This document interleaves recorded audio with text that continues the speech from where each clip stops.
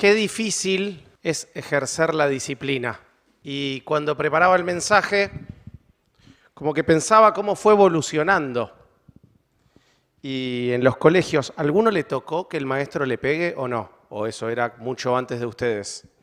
¿Sí? Antes de ustedes. Los colegios inicialmente pegaba el profesor con la regla y eso, por lo menos yo lo vi en películas, ¿no? Después evolucionó a que era un castigo físico. Después evolucionó a un castigo más psicológico, ponerle orejas de burro o ponerlo en un costado adelante de todos y que todos vean que está en penitencia. ¿Eso sí? Eso sí. Ahora es como que en el colegio, cuando hablas con los docentes, te dicen, no, no le puedes decir nada. No le puedes decir nada, le tenés que tener cuidado. En la empresa pasa lo mismo, retás a alguien y cuando le retás a alguien te quedás con miedo de me va a hacer una denuncia, me echan a mí. O sea, de repente le acabo de corregir a una persona, me echan a mí. Y en los padres también, uno que es padre ahora se da cuenta de, con Gerald no habíamos discutido casi nunca a lo largo de todo nuestro matrimonio hasta que llegaron los hijos y había que empezar a retarlos. Creo que ahí empezaron las primeras diferencias. Gerald es más de la camada de hay que sentarse, charlar, hacerlo entrar. Yo soy más de la escuela de Graciela. Y acá es cuando algunos piensan, Gerald tiene razón, y otros piensan, no, algunos piensan, Graciela tiene razón, y otros piensan, mirá cómo lo dejó Graciela a Sebastián de tantos cachetazos. Entonces, como diciendo, pobrecito, hubiera salido bien, pero le dio tanto que... Bueno, pero digo, hay diferencias y es distinto, es ponerse de acuerdo en cómo ejercer la disciplina. Bueno, lo que vamos a leer hoy son 3 versículos, así que lo vamos a hacer palabra por palabra, es cortito. Dice 1 Timoteo 1, 18. Este mandamiento, hijo Timoteo, te encargo, para que conforme a las profecías que se hicieron antes, en cuanto a ti, milites por ellas la buena milicia, manteniendo la fe y la buena conciencia, desechando la cual naufragaron en cuanto a la fe algunos, de los cuales Himeneo y Alejandro, a quienes entregué a Satanás para que aprendan a no blasfemar. Estos son los versículos que tenemos. Ahora, ya que son cortitos, los vamos a ir haciendo de a poquitito. Lo primero, hijo mío, o hijo Timoteo. Ya le había dicho hijo en el versículo 2 que vimos hace un par de semanas, cuando le dice, lo que está demostrando es la relación paternal, yo también veo como una relación generacional, entonces diciéndole, vos sos el que sigue también, sos hijo en cuanto a lo generacional también, Pablo era mayor, Timoteo era joven, Pablo ya estaba en sus últimas batallas, Timoteo estaba en las primeras, pero ya le vuelve a decir y lo vuelve a llamar hijo, como había hecho en el pasado. Seguimos con este mandamiento te encargo, lo hice ahí por las comas, lo separamos distinto. Este mandamiento te encargo. Cuando Rubén habló, creo que fue hace 2 semanas, del versículo, de los primeros versículos de este capítulo, del 3 y del 3 en adelante, usó esta misma palabra, tanto en el 3 como en el 5, si lo tienen ahí en las Biblias, chusméenlo, tanto en el 3 como en el 5 le habla de que le da un mandato, de que le da un mandamiento. Y Rubén decía, esa palabra mandamiento es una palabra militar, no es una palabra mandamiento de fíjate, te sugiero, te recomiendo. No, era una palabra militar. Lo vas a hacer. Ni siquiera te estoy preguntando si podés hacerlo. Lo vas a hacer. Este es el mandamiento que te encargo. No era algo que se pudiera discutir. ¿Y qué es lo que le manda qué es lo que le manda y qué es lo que le encarga? Que milites. Continúa con el lenguaje después militar, porque está con un lenguaje militar, Pablo. Igual vamos a pasar antes para que conforme a las profecías que se hicieron antes en cuanto a ti. Pablo menciona que había profecías respecto al llamado de Timoteo. ¿Y qué era una profecía? Para aquel que no sepa, era la palabra de Dios en ese momento. Quien manifestaba la palabra de Dios. Hoy podríamos decir que somos nosotros. Lo que pasa es que no somos profetas porque está la Biblia. Nosotros enseñamos lo que dice la Biblia. En ese entonces era el que tenía palabra de Dios. Alguien con palabra de Dios había hablado de ese llamamiento. Ahora, ¿esto significa que todos los que trabajan o sirven en la iglesia ¿Tienen que tener una profecía? No. Más adelante va a hablar del obispo y dice que lo desea. O sea, no. En el caso de Timoteo habían surgido unas profecías que hablaban de cuál era el llamado de él. Ahora, quiero que nos pongamos un poco en contexto. Le estaba mandando algo, que es lo que le dice en el versículo 3, cuando le dice, te ruego que te quedes para ir en contra de los que están enseñando cosas incorrectas en la iglesia, le estaba mandando algo súper difícil. Entonces, cuando dice, conforme a las profecías que se hicieron antes de ti, no le está diciendo, vos entrá a Éfeso dándole una patada a la puerta diciendo, de mí se hicieron profecías, así como chapeando. No, le está diciendo, te doy fuerzas, no tengas miedo, nadie tenga en poco tu juventud. En lo que te estoy pidiendo es súper difícil, pero quédate tranquilo, para esto fuiste llamado. Le está haciendo un mimo, no es que le dice, con una mano le está diciendo, te lo ordeno, y con la otra le está haciendo un mimo diciéndole, quédate tranquilo, ya sé que lo que te estoy pidiendo es difícil, se hicieron profecías, para esto fuiste llamado. Es como que le está haciendo un mimo con esa, no es que le está diciendo, no, salí, chapeá, andá y decí, de mí se hicieron profecías, así que se callan todos, me escuchan a mí. No va por ahí. ¿Y qué es lo que le manda? Que milites por ellas la buena milicia. Y seguimos con el vocabulario militar y dice la Biblia de las Américas, la parte esta de la buena milicia, la llama la buena batalla, la traduce, es más o menos lo mismo, pero la buena batalla. Y fíjense que esta misma carta, más adelante, lo invita, si lo tienen ahí también, cuando está en 1 Timoteo 6, versículo 11 y 12, dice, mas tú, oh hombre de Dios, huye de estas cosas y sigue la justicia, la piedad, la fe, el amor, la paciencia, la mansedumbre, pelea la buena batalla, echa mano en la vida eterna, la cual, o sea, lo está invitando a pelear la buena batalla. No lo vamos a empezar ahora, no es el tema de hoy, pero significa que si hay una buena batalla, también hay una mala batalla. O sea, hay dos batallas, le está diciendo, ¿sabes qué? ¿Hay dos? Sí. Bueno, elegí la buena, ¿no? Llamado para nosotros de preguntarnos si las batallas que tenemos son las batallas a las que fuimos invitados. Y está bueno porque Pablo también le está dando el ejemplo. ¿Por qué? Porque en 2 Timoteo, cuando se está despidiendo, Pablo ya sabiendo que está por morir, lo que le dice es, he peleado la buena batalla. O sea, vos sabés que yo te di el ejemplo, en la carta anterior te pedí que pelees la buena batalla, sí, bueno, ahora te puedo decir que yo peleé la buena batalla. Ya estoy para ser retirado, ya estoy ahí cuando se despide en la otra carta. Seguimos. Manteniendo la fe y la buena conciencia. Es interesante, si tienen la Biblia ahí yo les voy a decir distintas, o si siempre dentro de Timoteo, pero es interesante que en la misma carta 3 veces utiliza juntos los conceptos de la fe y la buena conciencia. Fíjense, acá está diciendo, ¿cómo tenés que pelear la buena batalla? Manteniendo la fe y la buena conciencia. Pero fíjense también, si lo tienen, ¿quién tiene el versículo 1.5?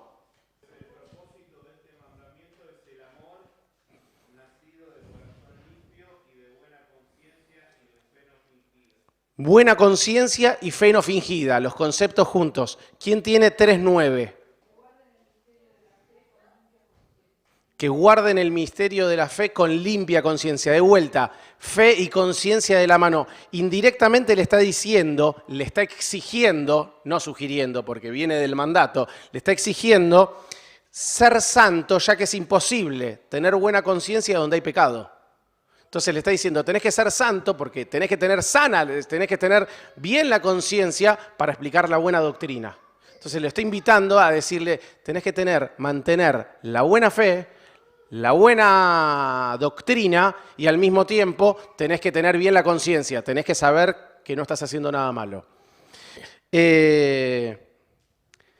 Desechando la cual naufragaron en cuanto a la fe algunos. Bueno, veníamos hablando en tono militar, pasamos ahora a tono marinero. Entonces cambia y ahí le empieza a decir, ¿sabes qué? En contraste con la buena conciencia y mantener la fe. Del otro lado, algunos naufragaron de la fe, quedaron a la deriva, se perdieron. Es como que estaban en la buena conciencia y de repente quedaron a la deriva, se perdieron.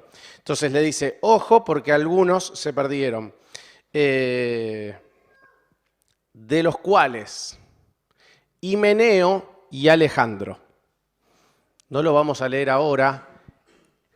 En Hechos 19, en esa misma ciudad, en Éfeso, se menciona en el versículo 33 y 34 un Alejandro. No sabemos si es este. Había un Alejandro, podía haber muchos Alejandros. En 2 Timoteo, si quieren les digo la cita, pero es 2:17, se menciona un Himeneo con Fileto que estaba haciendo lío. No sabemos si es el mismo Himeneo que seguía haciendo lío o si es otro. La verdad que no tenemos idea.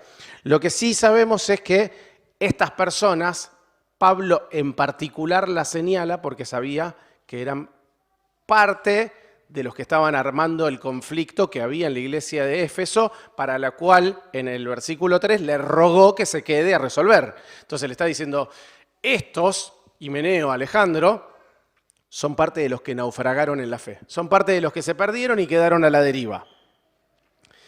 Y vamos al versículo. A quienes entregué a Satanás para que aprendan a no blasfemar. ¡Qué frase! Entregué a Satanás. Durísimo, durísimo. Ahora, en la Biblia hay un montón de gente que fue entregada a Satanás. En algunos casos, para propósito positivo de Dios. Job fue entregado a Satanás. Jesús, cuando fue tentado, fue entregado a Satanás. Pedro, cuando le dice para que no te zarandeen, fue entregado a Satanás. Dice el Apocalipsis que todos los cristianos de la gran tribulación son todos entregados a Satanás. Ahora, en ese caso es una entrega positiva, ¿no? Termina saliendo bendición de cada uno de esos casos. Sin embargo, el caso de Himeneo y Alejandro no es ese. También tenemos casos de gente que fue entregada a Satanás y no en el contexto positivo. ¿Se acuerdan Saúl? Se los leo yo, no hace falta que lo busquen. Y el espíritu de Jehová se apartó y vino sobre él un espíritu malo. Saúl fue entregado a Satanás. Cuando Judas Iscariote come el pan y dice que entró en él Satanás y Satanás entró en Judas. ¿Se acuerdan cuando le da el bocado y come el bocado? Satanás entró en él. Judas fue entregado a Satanás. También hay un caso en la iglesia de Corinto que le dice, a tal entregalo a Satanás, al que hacía lío ahí en el capítulo 5. Ahora, la frase de entregado a Satanás, simplemente lo digo para... La mayoría de los autores piensan que significa excomulgarlo de la iglesia, o sea, invitarlo a retirarse. No es parte del cuerpo. Invitarlo a salir. Existen algunos pocos autores que piensan que no era eso porque Pablo no tenía autoridad a sacarlo, porque quien tenía autoridad a sacarlo era la iglesia. Entonces, y porque en Corintios les dice, saquen al que hace tal cosa, no lo hace él. Entonces dice, no tenía autoridad, porque excomulgar es algo que le corresponde a la iglesia, no al apóstol. Entonces dice, no, era algo como lo de Ananías y Zafira, cuando tenían como un poder los apóstoles de decir, lo entrego a Satanás, y era un dolor. ¿Por qué? Porque para que aprendan a no blasfemar, esa palabrita aprendan es la misma que usa Pilato cuando dice castíguenle a Jesús. ¿Por qué? Porque era como algo que generaba dolor, no era que aprenda una clase teórica ni que aprenda una clase práctica, era que aprenda con castigo. Entonces, dicen, algunos piensan que entregarlo a Satanás era, lo sacan de la iglesia y yo me encargo de que tengan los dolores. Cualquiera de las dos, no importa cuál, lo que queda claro es que prevalece la santidad de la iglesia. Lo que sea, cualquiera de las dos, lo importante es que si hay una parte del cuerpo que está podrida hay que sacarla. Entonces, sacalos. A Himeneo y Alejandro de alguna manera hay que correrlos para que aprendan y para que no dañen a todo el resto de la iglesia. 4 conclusiones cortitas respecto a la disciplina. El otro día, lo que voy a decir, le pedí permiso, o en realidad les avisé, pero le pedí permiso. A mí se me ocurría cómo era esto, para visualizarlo, ¿no? Para decir, la iglesia de Liniers. Y se me ocurrió un ejemplo, se los comenté a ellos, a los participantes imaginarios. Imaginemos, en la iglesia, Timoteo era nuevo, era la primera vez que tenía ese rol.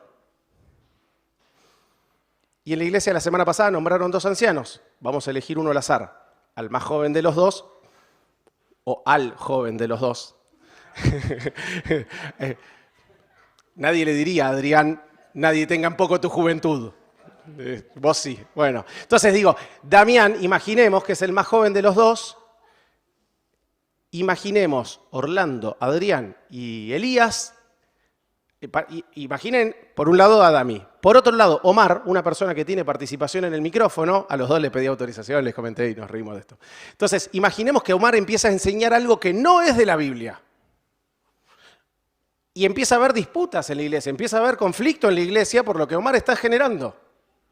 Y Orlando, Elías y Adrián se juntan con Damián y le dicen, nosotros nos vamos de vacaciones, hacete cargo. Te ordeno que te juntes con Omar y le digas que no. Y me imagino a Timoteo diciendo, pero pará, no se vayan. Pablo, te ruego que no te quedes. Quédate. No, bueno, pero Pablo, me refiero a Timoteo pensando, Pablo, no te vayas de Éfeso. Juntémonos juntos con Himeneo y Alejandro y después andate. O sea, déjame más o menos encaminado el tema y después andate. Bueno, si uno piensa, porque yo pensaba, qué difícil si te pasa eso, qué difícil para Dami, qué difícil para Elías y Orlando si hay que disciplinar a alguien y tienen años. Qué difícil. La primera conclusión, y con esta empezamos, es qué difícil que es ejercer la disciplina.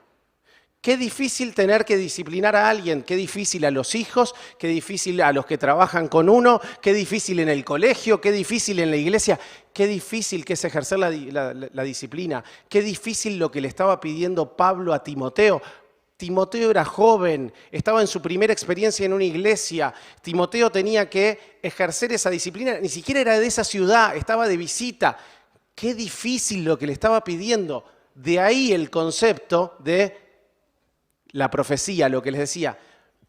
Cuando le dice, son las profecías que hay en cuanto a vos, es el mimo de, ya sé que es re difícil. Quédate tranquilo, fuiste llamado para esto. Vos podés hacerlo, que nadie tenga en poco tu juventud. Estás capacitado para hacerlo. Entonces, qué difícil que es ejercer la disciplina es la primera conclusión.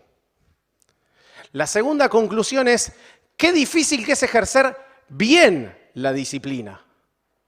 ¿Por qué? Porque no es para ir caminando y decir tan, disciplina, tan, disciplina. Algunos lo entendieron, es una canción. Entonces, no es para ir haciendo disciplina para cualquier lado e ir inventando nada. No, es, si hay que ejercerla bien, es porque se puede ejercer mal.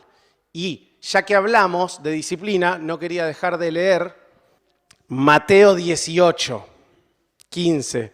Por tanto, si tu hermano peca contra ti, ve y repréndele, estando tú y él solos.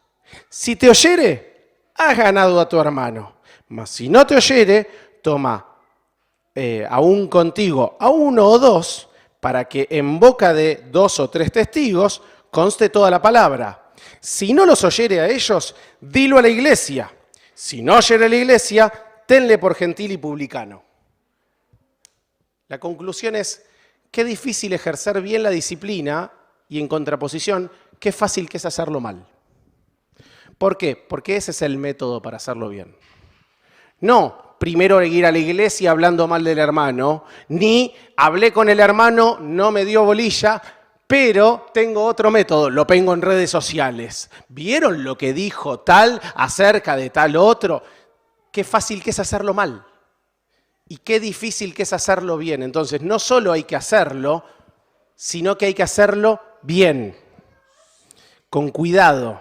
Y acá lo importante es hacerlo bien cuida a la iglesia, hacerlo mal daña a la iglesia. Entonces, de ahí lo importante de hacerlo y de ahí lo importante de hacerlo bien. Número 3, qué necesario que es. Porque el hecho de que sea difícil podría invitarnos a, bueno, es difícil, no lo hagamos tanto. Como en el colegio, ¿vieron? Bueno, retémoslo, pero no tanto porque dejan de venir al colegio, entonces mejor es tenerlo en el colegio, pero no. Hay que hacerlo, y es un mandato, y es una ordenanza bíblica. ¿Por qué? Porque le hace bien al cuerpo. Entonces, si tuviéramos una pierna con gangrena, no es que decís, ay, bueno, ¿es doloroso cortarla? Sí. Sin embargo, hay que hacerlo, porque si no se va extendiendo y es peor. Entonces, qué difícil es ejercer la disciplina, qué difícil es ejercer bien la disciplina, qué necesario es ejercer la disciplina, o qué importante. Y por último, evitemos ser disciplinados. ¿Y cuál es la manera para evitar ser disciplinados? Mantener la fe y la buena conciencia. Mantener la doctrina y lejos del pecado. Al fin y al cabo eso es lo que le está invitando el apóstol Pablo cuando le dice, mira, vos mantenés la fe y la buena doctrina. Con eso vos seguís para adelante, todo el resto se acomoda.